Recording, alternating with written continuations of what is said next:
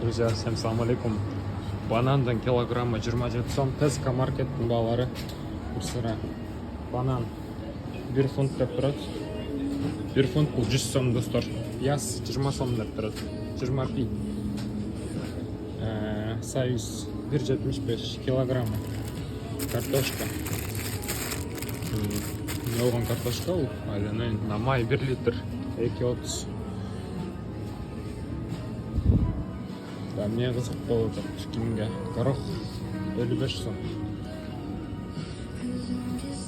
Алконилер примерно шындай эле биздегидей.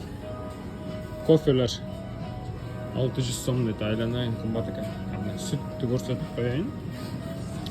Молоко 185. 2,95. Примерно так, достар. Теска маркет алкогольный часткен. Киргизию сака. Несквик, сесквиктер 2 фунт деп турат. Шоколадкалар 1 деп турат. Мен негизи момдалардан көбүрөөк алуучумун да. Бул да чоң маркет эмес, ошон үчүн биякта выбор аз да. Короче, чоткий нерселер тапсаңыз болот, арзан. Кола ичкендер барбы? Просто өзүм кола ичпейм. Силер үчүн тартып коеюн. 250 деп турат. 1,75. Пепси. То же самое